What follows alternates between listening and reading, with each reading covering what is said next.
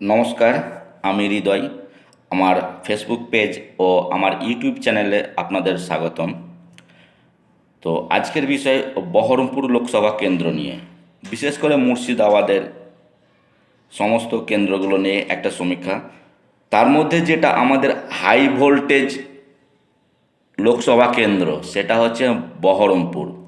তো এই বহরমপুর লোকসভা কেন্দ্র নিয়ে আমার একটা বিশেষ প্রতিবেদন। এই প্রতিবেদনটা শুনবেন, আশা করি ভালো লাগবে। আজ বিভিন্ন সোশ্যাল মিডিয়ায় বা বিভিন্ন ওপিনিয়ন পোল থেকে দেখা যাচ্ছে বা শোনা যাচ্ছে যে আহ, আমাদের এবার ওইখানে অধীর চৌধুরী সঙ্গে একটা ইউসুফ পাঠানের হাড্ডাহাড্ডি লড়াই হতে পারে। হাড্ডাহাড্ডি লড়াই হতে পারে তার কারণ, যেহেতু যে আমাদের যতই বলি না কেন যে মুর্শিদাবাদ হচ্ছে একটা সংখ্যালঘু ভোট ব্যাংক নিয়ে সবাই রাজনীতি করে। তো সংখ্যালঘু ভোট নিয়ে যখন রাজনীতি করে সেখানে কিন্তু বারবার উঠে আসছে যে অধীর চৌধুরী এবার ওইখানে ফেল করতে পারে বা হাড্ডাহাড্ডি লড়াই দিতে পারে। তার কয়েকটা কারণ আছে। তার মধ্যে একটা কারণ হচ্ছে যে অধীর চৌধুরীর পাশে যে বহরমপুরের মানুষ ছিল সে মানুষ কিন্তু আর পাশে নেই। সেই যে ভোট ব্যাংক সেটা কিন্তু পুরোটাই ব্যাক করে গেছে বিজেপির দিকে।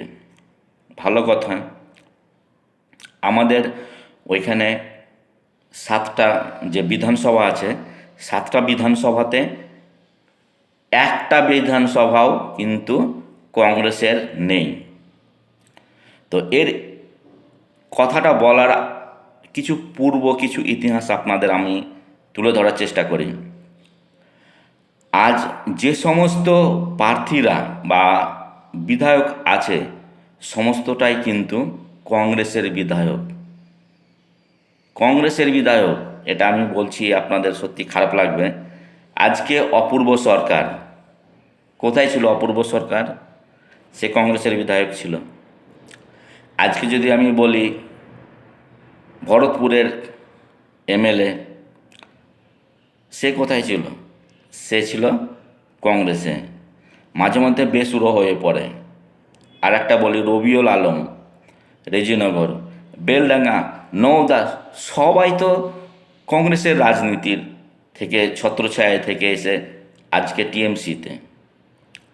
সব থেকে বড় যেটা সমস্যা, এটা আমাদের কেউ কখনো আইডেন্টিফাই করেনি, সেটা হলো যে টিএমসি, আমাদের দিদি এখনো পর্যন্ত মুর্শিদাবাদে নিজস্ব কোনো লোক গড়ে তুলতে পারেনি। এটাই হচ্ছে সব থেকে বড় সমস্যা। আর এই সমস্যার জন্যেই অধীর চৌধুরী আবারও বেরিয়ে যাবে। আমি আমার ইউটিউব চ্যানেলে বলছি তো, বা আমার ফেসবুক পেজে বলছি, সত্যি আপনাদের খারাপ লাগবে যে আমি এত রাজনীতি নিয়ে কেন বলছি। আমি রাজনীতি নিয়ে বলি না, কিন্তু যেটা সত্যি আমার মাঝে মধ্যে মনে হয় যে কি এখন মনে হচ্ছে পলিটিক্সে সব থেকে বেশি পয়সা।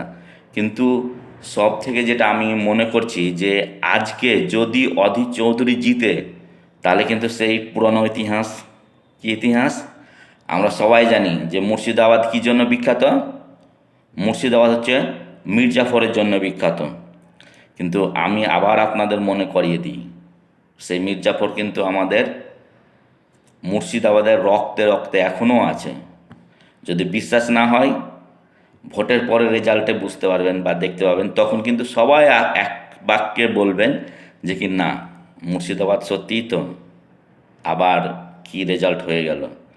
তাই আমার সব থেকে খারাপ লাগে যে আজকে প্রতিটা যে বিধায়ক আছে বা এমপি আছে বা এমএলএ আছে, যেটাই বলুন না কেন, বা আমাদের পৌরসভার মেম্বাররা আছেন বা গ্রামেগঞ্জে যে মেম্বাররা আছেন, প্রত্যেকেই কিন্তু সে কংগ্রেস করত।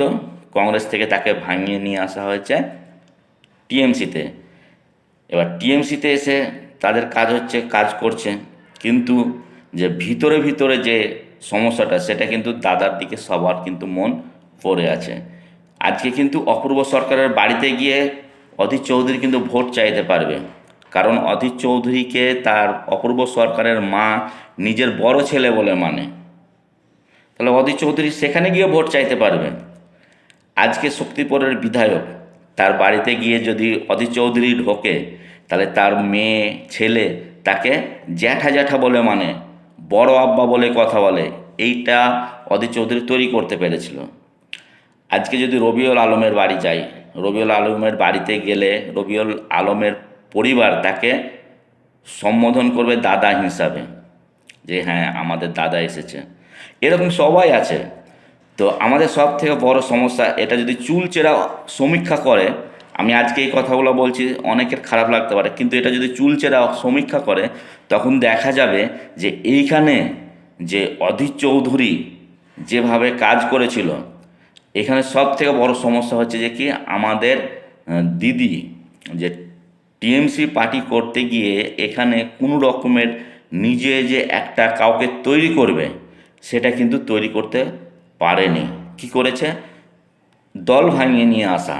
এই যে এইটা করেছে, এইটা করাতেই কিন্তু এখন সমস্যার মধ্যে পড়তে হবে।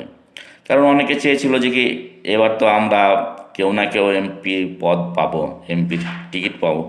দেখা হলো মুর্শিদাবাদ থেকে কাউকে এমপির টিকিট পদ দেওয়া হলো না, বা টিকিট দেওয়া হলো না। কোথা থেকে নিয়ে আসলো? রাজস্থান থেকে। এটা একটা কারণ আছে। এরকম যদি চুলচেরা কারণগুলো দেখা যায়, তো অনেক কারণ পাওয়া যাবে। তো আমি আমার এই যে বক্তব্য দীর্ঘায়িত করব না, একটু যেটুকুটা আমি বলেছি সেটা একটা জিস্ট আমি আপনাদের সামনে তুলে ধরার চেষ্টা করলাম। একটু আপনারা লক্ষ্য করবেন, আমি এই কথাগুলো বলছি মানেই আপনারা ভাববেন যে কি না এই হৃদয়দা তো বা হৃদয়বাবু তো আবার রাজনীতির বিষয়টা বলছে। এটা রাজনীতির বিষয় না। সব থেকে বড় সমস্যা হচ্ছে যে কি এখনো পর্যন্ত মুর্শিদাবাদের দিদি কোনো লোক তৈরি করতে পারেনি। এটা হচ্ছে সব থেকে বড় ব্যর্থতা, যে একটা লোকও কিন্তু দিদি তৈরি করতে সক্ষম হননি, বা কী কারণে করেননি এটা নিয়ে কোনো রকমের পর্যালোচনা করেননি। আর দিদি কখনোই মুর্শিদাবাদের লোকজনের উপরে নির্ভরশীল হননি, কখনোই মুর্শিদাবাদের লোকজনের প্রতি তিনি বিশ্বাস রাখেননি।